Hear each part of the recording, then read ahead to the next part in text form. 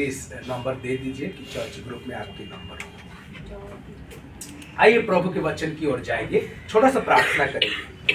हे प्रभु, धन्यवाद देते हैं तेरे वचन के लिए। प्रभु, जब तेरे वचन में जाते हैं हम सबके साथ तू बातें कर। इस प्रार्थना यीशु मसीह के नाम से मांगते हैं, आमीन आमीन।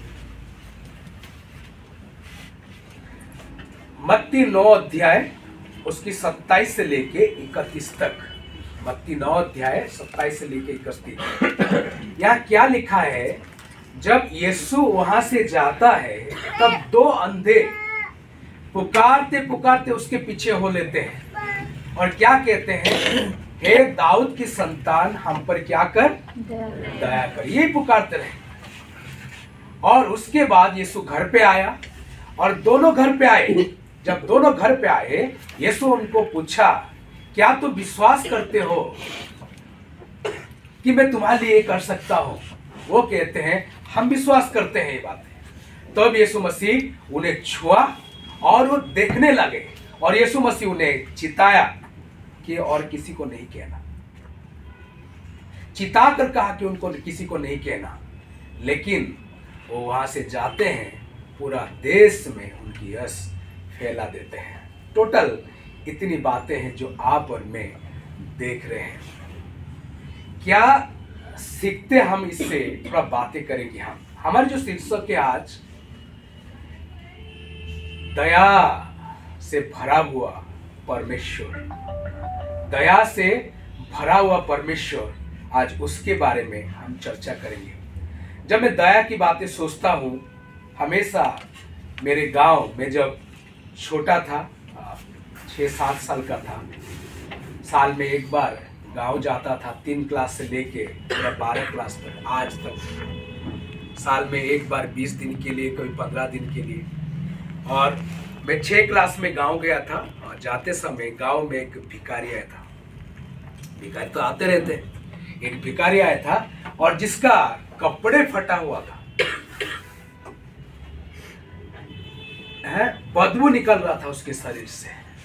ऐसे एक भिखारी आया था और भीख मांग रहा था। और उस दिन गांव में सबके घर में मीट हुआ था, क्योंकि जो मीट होता है सबके घर में होता है। लगभग मीट हुआ था। और जब मीट हुआ था शाम को, आप जानते हो बच्चे कैसे मजाक उड़ाते हैं भिखारियों की। आप जानते हैं उनके कपड़े खींचते हैं, व्यंग करते हैं उनके ऊपर, हंसते रहते हैं। लेकिन शाम को एक जगह में बैठता है वो, एक घर पे, और शाम होता है, खाने के समय में उस घर की मालिकिन कुत्ते जो प्लेट में खाते हैं, प्लेट में उनके लिए खाना लेके आई थी। जो मैं अपने आंखों से देखा, मैं सारी बातें आपको बता रहा हूँ। चावल और साग उनको दी। वो चुपचाप देखता रहा और सब मजाक उड़ा रहे, कैसे खाएगा हम देखेंगे बच्चे। तब एक आदमी पास आता है और कहता, भाई उठ, तुम मेरे घर चल। उसको लेके जाता है और उसको खिलाता है और पिलाता है और उसको अच्छा से सुलाता है। मैं छोटा था और इन चीज़ों को देखा मैंने अपने आंखों से। और जो व्यक्ति उनको लेके गया था, बहुत ही अच्छा इंसान। सिर्फ उस समय अच्छा नहीं था, वो आज भी अच्छा है। मसीह को जानने के बाद, पहचानने के बाद, जो दुखी है, दरिद्र है, जिनको समाज नफरत करता है, नीचे देखता है, उनके प्रति आपकी मेरे दया कितनी ज़्यादा है, ये आपको मुझे हर बार जीवन में सोचना चाहिए। जो यीशु मसीह के पीछे आप और मैं चले हैं, उनसे ज़्यादा दयालु बाइबल में किसी का नाम भी नहीं है। उनसे ज़्यादा लोगों के साथ समय बिताना बाइबल में किसी के पास भी नहीं है। उनसे ज़्यादा दया लोगों को दिखाना, उनके साथ बैठना, उठना, उनकी हर प्रकार का मदद करना बाइबल में किसी के पास भी नहीं है। आज यीशु मसीह कितना दयालु है, जो परमेश्वर को आप में पूजा करते हैं, उसके बारे में देखेंगे। पहली बात, वो दाऊद की संतान है, इसलिए वो दया करेगा। वो दाऊद की संतान है, क्योंकि पुकारते पुकारते उसके पीछे चले। क्या पुकार रहे हुए? हे दाऊद की संतान, हम पर दया कर। बात सिर्फ ये नहीं पुकार रहे, बाटिमोय जो अंधा है बाटिमोय से, वो भी दाऊद की संतान करके पुकार रहा था। और यीशु जो मंदिर में आए विजय यात्रा में, आप देखोगे लोग यात्रा में बोल रहे थे दाऊद की संतान होसाना। होसाना का मतलब हमें बचा, हमें उद्धार कर। और मंदिर में जब आता है लेंगड़े और क्या बोलते हैं अंधे उसके पास आते हैं, कहते दाऊद की संतान हमें तू दया कर। दाऊद की संतान क्यों जोड़ता है उनके नाम में? क्यों दाऊद की संतान जोड़ता? मत्ती अपने सुसमाचार लिखने की शुरुआत से ही कहता है, शुरुआत पहला आयत में क्या कहता है? अब्राहम की संतान, दाऊद की संतान यीशु मसीह का वंशावली है। और दाऊद की संतान बार बार उनके नाम के साथ जुड़ा जाता है। और ये अंधे दोनों पुकार कर चित्कार कर कह रहे, हे दाऊद की संतान, तू हम पर दया कर, हम पर दया कर। ऐसे क्यों? दाऊद ऐसे कौन था जिनकी दया वास्तव में दिखाई देता है कि लोग दया के लिए पुकारते यीशु मसीह की कि उनकी बेटा उनकी वंश से आया, पीढ़ी से आया है, हमारे ऊपर दया करेगा। राजाओं के पूरा इतिहास में, राजाओं की पूरा पीढ़ियों में पहला राजा कौन है? साउल है राजा, 40 साल शासन करता है। उसके बाद दाऊद राजा है, दाऊद राजा 40 साल शासन करता है। उसके बाद राजा सोलोमन 40 साल शासन करता है। उसके बाद उसका बेटा रेहबियाम वो 17 साल शासन करता है। और उसके बाद उसका बेटा यबिया वो 3 साल शासन करता है। उसके बाद उसका बेटा आसा, उसके बाद बासा, कंटिन्यू चलता जाएगा। पूरा राजा साउल से आरंभ करे जोयाकीम तक जितने भी राजा थे, आप राजाओं की किताब में पढ़ोगे, कोई भी ऐसे दया लोगों को कभी भी नहीं दिखाया। कभी भी उनके बारे में लिखा नहीं है लोगों को दया दिखाया है जैसे दाऊद ने दिखाया। दूसरा वंशावली इतिहास की पुस्तक, दूसरा इतिहास में दूसरा सामुएल की 9 अध्याय में जब आप पढ़ोगे, एक कहानी है। 8 अध्याय के आखिरी अनुच्छेद में दाऊद राजा की स्थिति, मतलब उसके बढ़ाई क्या क्या हो सकता है, उसके बारे में जिक्र है 8 अध्याय की आखिरी अनुच्छेद में, कि उसके सेनापति कौन है, उस समय महायाजक कौन कौन थे, और उनके बेटे अलग अलग राज्य में मंत्री है, उनके सबसे बड़ा मुख्यमंत्री कौन है। ये सब बड़ी बातें जिक्र होने के बाद 9 अध्याय की शुरुआत में एक कहानी है। दाऊद राजा कहता है उनके लोगों को, राज दरबार में जो बैठे हुए उनको ये कहता है, साउल के वंश में से ऐसे कोई है जिनको मैं परमेश्वर की सी दया दिखा सकूं? तब कोई कहता है, हाँ, सिवा एक आदमी है जिसे पता चल सकता है। और सिवा को बुलाया जाता है। क्या तू सिवा है? दाऊद राजा पूछता है, मैं सिवा हूं। क्या साउल के पीढ़ी में से किसी को तो ऐसे जानता है जिसको मैं दया दिखा सकूं? बोलता, हाँ, मैं जानता हूं एक को। योनाथन का बेटा, जो साउल का पुत्र है, योनाथन का बेटा, उसका नाम मोफीबोशेत है, लेकिन वो पंगुला है। उनके 2 पांव काम नहीं करता, हाथ नहीं काम करता। आज जिस भाषा में आप कहते हैं डिफरेंटली एबल्ड, दिव्यांग, ऐसे शब्द वगैरह आपको बस में दिखने के लिए मिलेगा, मेट्रो में दिखने के लिए मिलेगा। सिर्फ दिव्यांग लोगों के लिए है, जिसको हम पंगुला कहते हैं, जिनके हाथ पांव काम नहीं करते। ऐसे एक व्यक्ति है, बोलते उसको बुलाओ, उसको बुलाते हैं। और ध्यान रखना इस बात को, साउल को लोग नफरत करने लग गए थे। पहला राजा तो लेकिन परमेश्वर के विरोध में गया था वो, और इसलिए पूरा वंश इधर उधर छिपके है। और ये मोफीबोशेत जो पंगुला है, उसको बुलाया जाता है, वो दाऊद के पास आता है। और दाऊद कहता है उसको, क्या तुम मोफीबोशेत हो? मैं तुम्हें परमेश्वर की से दया दिखाऊंगा। तुम्हारे दादा की जितने जमीन जायदाद धन दौलत सब कुछ मैं तुम्हारे हाथ में कर दूंगा, सब कुछ तुम्हारे नाम में करूंगा, और नित्य तुम मेरे मेज में खाओगे, राजा के बेटे की तरह। और तुम्हारी सेवा करने के लिए शिवा और उसके पुत्र सदैव रहेंगे। शिवा की 20 बेटे हैं, उस अध्याय को पढ़ोगे तो क्या है, तुम्हारे सब जमीन जायदाद तुम्हारे दादा के मैं कर दूंगा तुम्हारे हाथ में। आज से नित्य तुम मेरे मेज में खाओगे, राजा के बेटे की तरह राजा के पास बैठ के। और तीसरा है कि तुम्हारी सेवा करने के लिए सदैव शिवा रहेंगे। और मपीबोशत का भी और एक बेटा था जिनकी सेवा नित्य किया गया। तो मपीबोशत कहता है, हे प्रभु, मेरे तरह एक कुत्ता को जिसको कोई पूछता ही नहीं, तो इतने बड़े दया कैसे दिखा सकता है।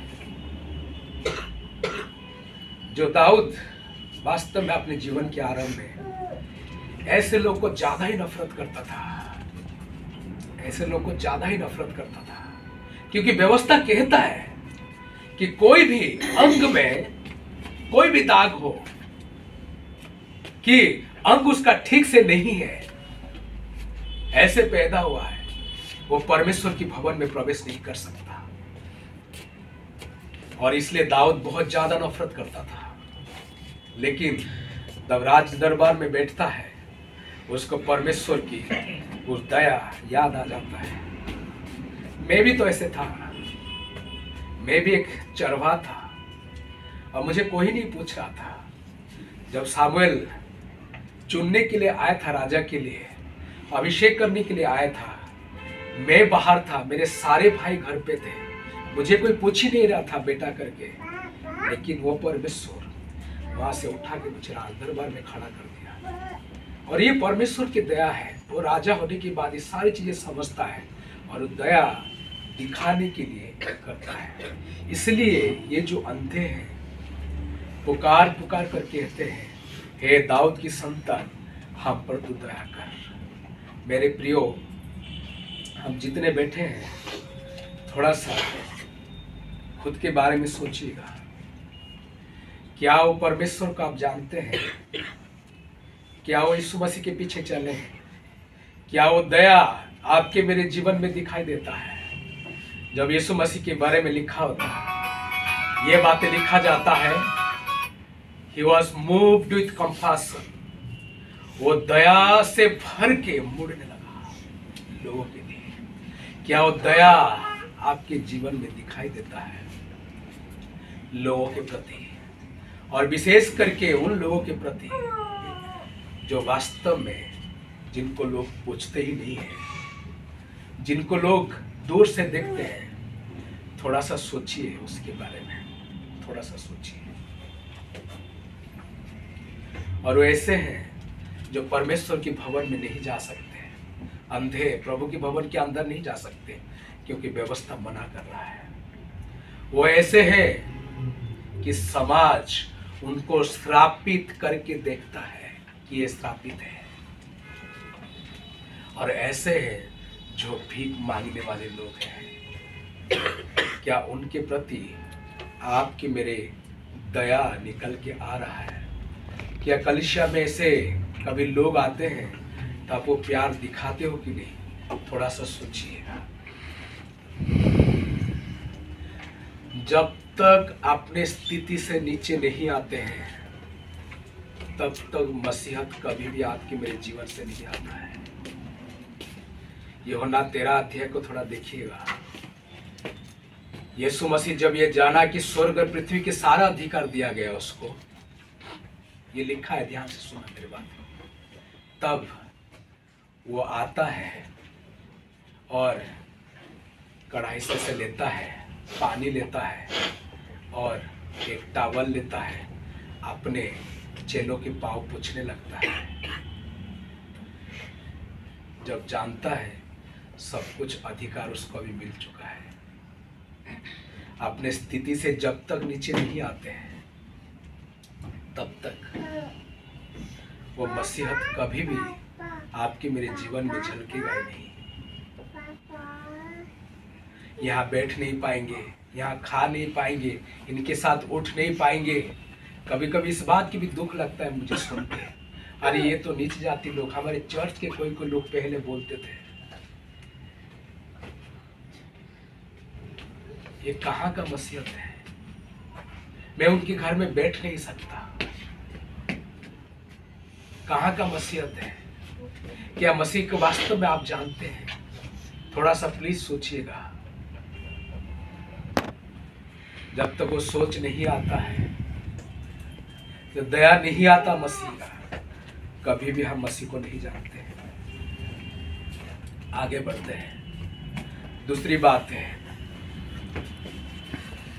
वो पुकारते पुकारते उसके घर में आए। वो जब घर में आया, उसके घर में आए, जिनके आगे पीछे 1000 लोग घूमते हैं, अंधे उनके पास आते हैं। अचंभा नहीं लगता है सुन के? अचंभा लगता है कि नहीं है? अंधे उनके पास आते हैं, वो उनसे वार्तालाप करता है, कहता है, क्या तुम विश्वास करते हो जिसके लिए तुम आए हो? राजाओं की राजा है, प्रभुओं का प्रभु है। मरकुस ऐसे कहानी को नहीं लिखता है। क्यों नहीं लिखता मरकुस? क्योंकि मरकुस यीशु मसीह को एक दास करके प्रस्तुत करता है। दास के पास कोई भी जा सकता है, लेकिन यहां मत्ती राजा करके यीशु मसीह को प्रस्तुत करता है, सामने रखता है, और राजा ही केवल दया दिखा सकता है, दूसरा कोई नहीं। जिसके पास है वो तो दया दिखाएगा, जिनके पास कुछ है नहीं, क्या दया दिखाएगा? आपने अपने बराबर लोग को कुछ कर दिया तो क्या हो गया? जो पूरा राज्य का मालिक है, विश्व ब्रह्मांड का मालिक है, जिनके पास सब कुछ है, और उनके पास जब आ रहे दोनों, खास करके वो परमेश्वर जो संपूर्ण पवित्र है, और जो सामने बैठे आ रहे हैं वो श्रापित है, वो उनके पास आ रहे हैं, वो उनके पास आ रहे हैं। आप सोचिएगा, बाइबल का कुछ उदाहरण मैं दूंगा।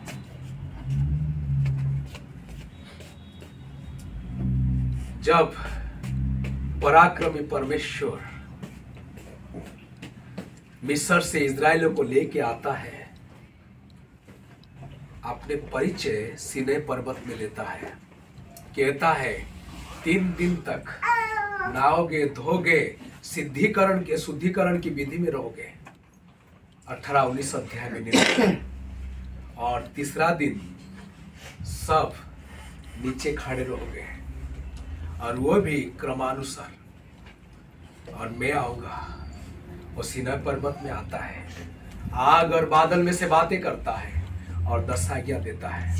और उस समय उनको ये निर्देश दिया गया था, कोई भी इस पहाड़ के ऊपर चढ़ेगा नहीं, इवन कोई पशु भी नहीं जाएगा, क्योंकि जो छुएगा वो पहाड़ पर वो सुनिश्चित मरेगा। उसके लिए कोई दूसरा रास्ता नहीं है, क्योंकि भयावह परमेश्वर है जो उस पहाड़ के ऊपर अपने परिचय देगा। तब तो लोग कहते हैं, हे मूसा, प्रभु हमारे साथ बातें न करे, नहीं तो हम मर जाएंगे, तू हमारे साथ बातें कर, तू हमारे साथ बातें कर। तब मूसा उनके साथ बातें करने लगता है, मूसा उनके साथ बातें करने लगता है। सब इधर ध्यान देना, बच्चे को छोड़ देना, सब जैसे भी करे कुछ नहीं करना, आप मेरे पर ध्यान देना। आप हमारे साथ बातें करें। तब मूसा उनके साथ बातें करने लगता है। क्यों? मंदिर में 3 भाग है, साधारण, इसको कमन कहा जाता है, और उसके बाद पवित्र स्थान, और सबसे अंदर महापवित्र स्थान। कोई भी परमेश्वर की उपस्थिति को नहीं जा सकता। प्रभु है तो सिर्फ उनकी परिचय आना चाहिए। प्रभु के कोई भी डायरेक्ट स्पर्श में कोई नहीं आना चाहिए, नहीं तो मर जाएगा वो। इसलिए जो मेरे हाथ की मोटाई आप देखते हो, इतने मोटे पर्दा लगा होता कि भूले भटके कोई ऐसे भी हो जाए, उसके अंदर ना जा सके। कोई नहीं जा सकता, मरेगा वो।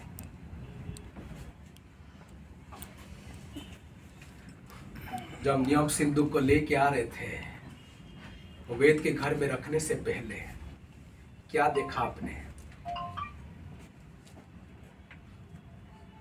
वो क्या बोलते, कौन सा गाड़ी वो? बैलगाड़ी में नियम सिंधु को लेके आ रहे। आते समय पत्थर से जब टकराता है वो नियम सिंधु गिरने लगता है। तब दो जन वो नियम सिंधु को ऐसे पकड़ने जा रहे हैं, तुरंत वहां मरे। हल्का में नहीं लेना परमेश्वर की उपस्थिति को। यर्दन जब पार करते हैं, याजक लोग नियम सिंधु को लेके, वाचा की सिंधु को लेके बीच में खड़े रहते हैं। और कितने दूरिता से लोग जाते हैं? 2000 हाथ दूरिता से जाते हैं। जिनकी उपस्थिति में ही पूरा पानी सूख जाता है, उनके उपस्थिति में हर कोई नष्ट हो जाएगा, नाश हो जाएगा। आसपास कोई नहीं जाना।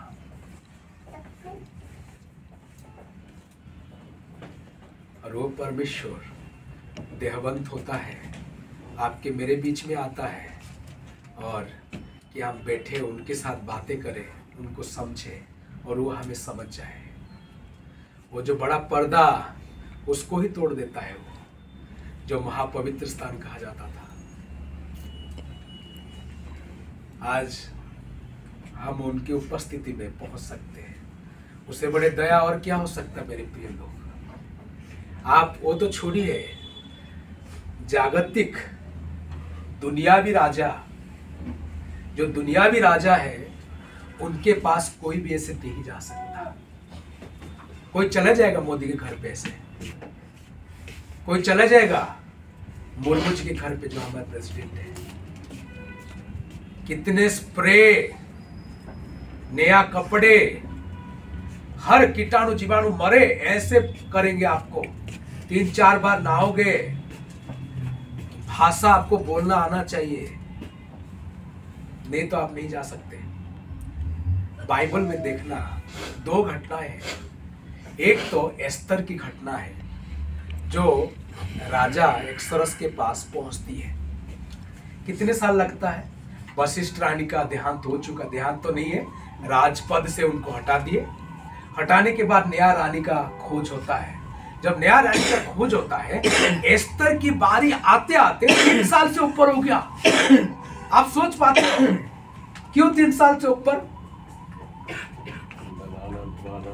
आज तो एक दिन में आप ब्यूटी पार्लर जाके ठीक ठाक होके फिर बाहर आ जाओगे, लेकिन वहां पूरा 3 साल तक सुगंधित द्रव्य में शरीर को मखाओ, मलाओ, और सुगंधित तेल में करते मोरे मलाओ, और खूबसूरत दिखना चाहिए राजा के सामने जाने से।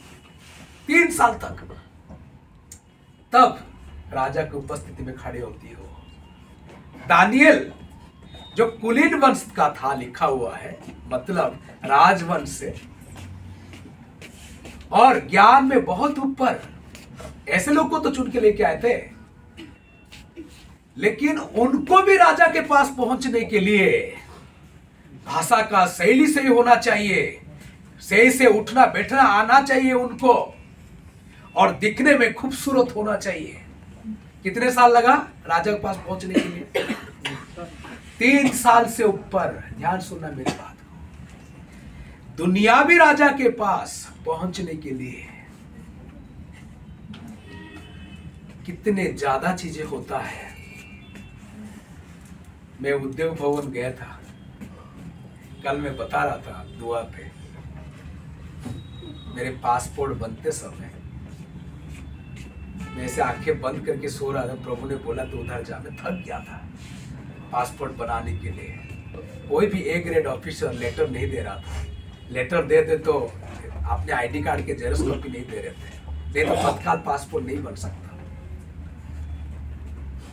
बहुत थक गया था मैं इधर उधर भाग के, लोगों से बातें करके। तब मैं जस्ट लेटा, आंखें बंद किया, प्रभु ने बोला वहां जाना। सो गया, सुबह उठा बिना किसको पूछते हुए 7 बजे अपने सारे डॉक्यूमेंट्स लेके पहुंच गया।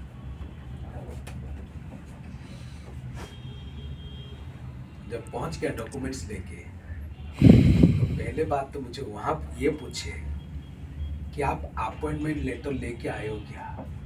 यहाँ भारत को चलाने वाले लोग बैठे हैं, बिना अपॉइंटमेंट लेटर में कोई नहीं जा सकता।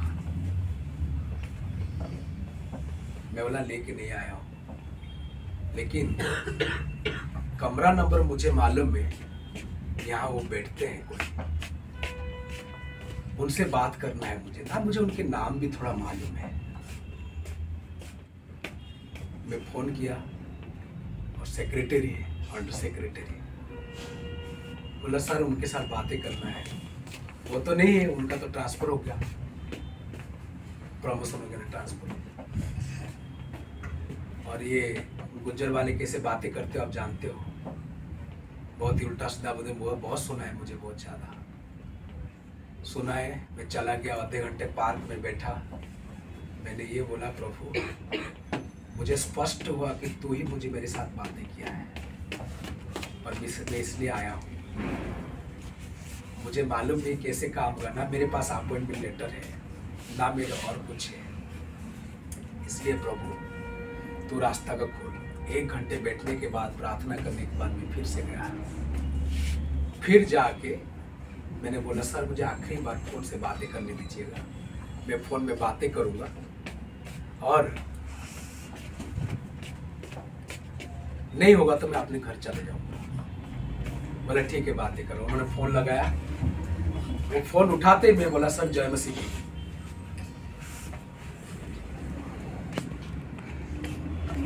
मैं जब उनको जय मसीह की बोला तो मुझे वो बोलते हैं क्या बोला आपने? तो क्रिश्चियन थोड़ा था कि जय मसीह बोलेगा, वो तो हिंदू था, नॉन क्रिश्चियन था, उसको जय मसीह क्या मालूम नहीं है। तब मैंने बोला सर मैं उड़ीसा से हूँ और मुझे तत्काल पासपोर्ट बनवाने के लिए ये जो सर जी यहाँ थे उनसे बातें करना था मुझे, और आप प्लीज़ बता दीजिए वो कहाँ गए, मैं उनके पास जाऊँगा। तब वो बोलते हैं, वो जो फ़ोन में रिसेप्शन वाला है उनको दो फ़ोन, तो उनको दे दिया। तो उनसे बोलते हैं आप उनको मेरे कमरे में छोड़ दो क्योंकि मैं इनको जानता हूँ, जो मुझे कभी ही नहीं जानते थे, कभी ही नहीं देखे। वो अपने पास जाने के लिए मुझे गए और मैं गया, और जो दरवाज़ा खोलता, खटखट क्या दरवाज़ा खोला, अरे भैया आप इधर। जो लड़की खोली वो लड़की मुझे जानती थी एक भाई के द्वारा। कब और उसके बाद काम हुआ, और जो अंडर सेक्रेटरी से मिले वो उड़ीसा का निकला। आप सोच पाते हैं प्रभु क्या करता है। इसलिए दुनियावी लोग के पास पहुंचने के लिए खास करके आपको अपॉइंटमेंट लेटर चाहिए, लेकिन प्रभु जो राजाओं के राजा पवित्र परमेश्वर है, वो इन अंधों को अपने पास बुलाता है, उनके पास आते हैं। मेरे कहने की मतलब है, ऐसे तो नहीं है आपके जीवन में कि लोग आपके पास ही नहीं आ पाते। कोई कोई इतने पवित्र है, उनके बच्चे उनके पास नहीं आ पाते। समझते मेरे बात को? कोई कोई इतने पवित्र है, टीचर है, बच्चे डरते हैं उनसे बातें करने के लिए। अपने जीवन को ऐसे तो नहीं बनाया हो, क्योंकि हमारे प्रभु जिनको हम पूजा करते हैं, आराधना करते हैं, वो ऐसे नहीं है। आगे बढ़ते हैं। तीसरी और अंतिम बातें, उनको छूता है और उनके आंखें खोलता है। किसी अंधे के आंखें छुए हो आज तक आप? किस अंधे को छुए ऐसे जाके? जो गंदे कपड़े पहने, कभी नहाते नहीं, कभी छुए हो जाके? वो उनको छूता है, उनकी आंखें को, और उनकी आंखें खोल जाता है। उनकी स्पर्शता में इतनी ज्यादा ताकत होता है और वो ताकत, उस सामर्थ्य को प्रदर्शित करता है, दिखा देता है। लेकिन छू के, ध्यान सुनना मेरे बात को, श्रापित लोग को छूने का मतलब है आप भी उसमें हिस्से हो। लेकिन यीशु मसीह छूता है। बात सिर्फ इनको नहीं छुआ, आप मत्ती 8 अध्याय में देखो, एक कोढ़ी को छूता है जिनको व्यवस्था श्रापित करके मानता है। आप छोड़ोगे तो आप खुद ही श्रापित हो जाओगे, अशुचि बनोगे। लेकिन ऐसे इंसान को यीशु मसीह छूता है और चंगाई देता है। क्या यीशु मसीह नहीं जानता था मैं मना करने के बावजूद भी ये इधर उधर बातें जाके बोलेंगे कि मेरे जाना आना ही मुश्किल हो जाएगा? ये जानता था कि मेरे अनाज्ञाकारी होंगे, उसके बावजूद भी वो छूता है। दया का मतलब यही है,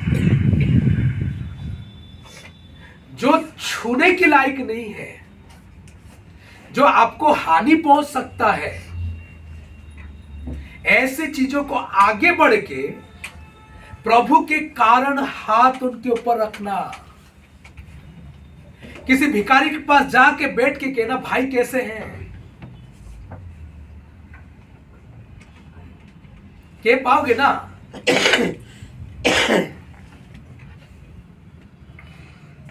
शराब पी के मशगूल पड़ा है, रास्ते में गिरा हुआ है, बैठ पाओगे ना उसके साथ? उठा पाओगे हाथ में?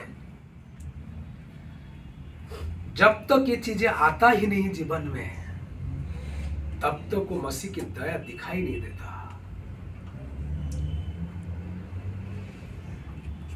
ऐसे लोग के ऊपर हंसना, व्यंग करना, बुरी बात कहना आपके मेरे जीवन से दूर होना चाहिए। उनके प्रति दया दिखना ही चाहिए। जब तक दया दिखाते हो नहीं, बात ये नहीं कि 100 रुपया नोट ऐसे फेंक दिए, वो तो पैसा लेके खुश हो जाएगा, नहीं खुश होगा। लेकिन आपने दया दिखाया क्या?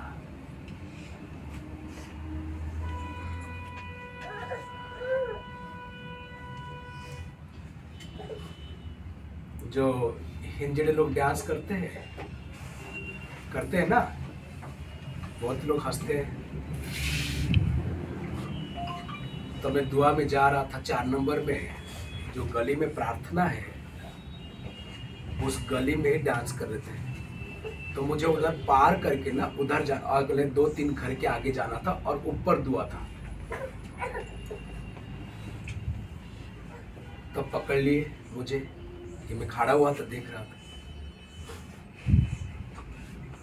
ये हमारे साथ डांस करेगा।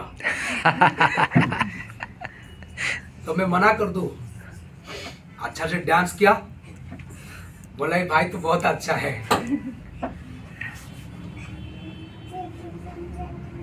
नफरत करना उनको, उनसे दूर रहना, नीचा देखना, ये सब बुरी बात है। व्यंग नहीं करना, मजाक में नहीं उड़ाना, क्योंकि मसीहत में इस चीजें बहुत दूर है, बहुत दूर है।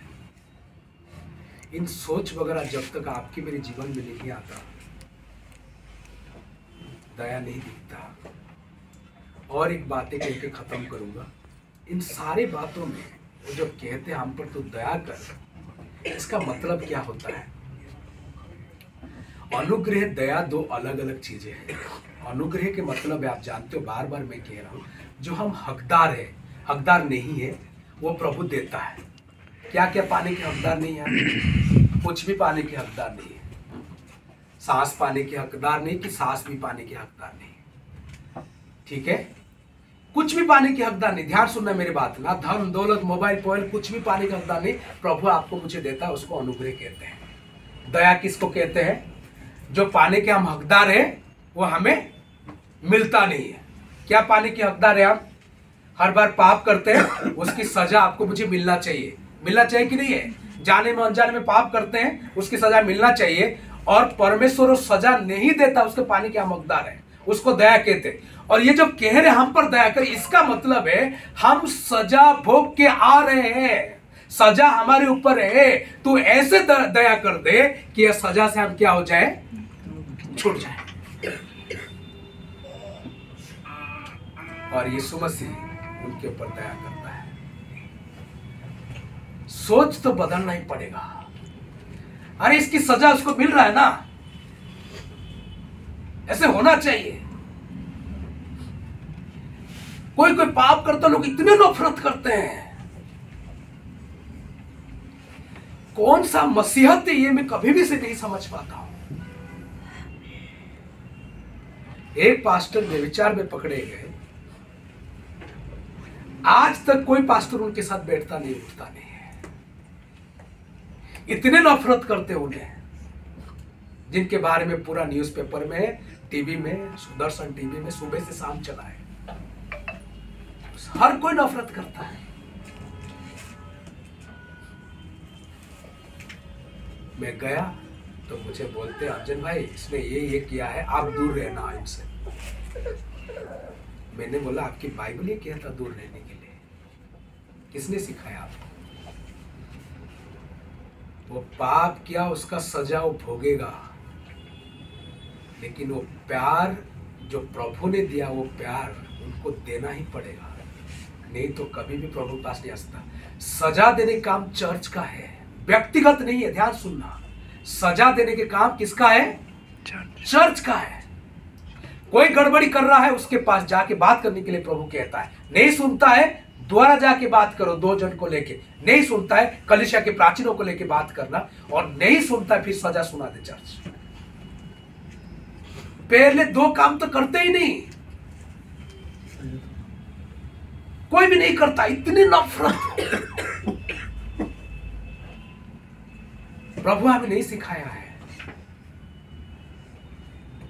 मैं उदाहरण दे रहा था ना, मेरे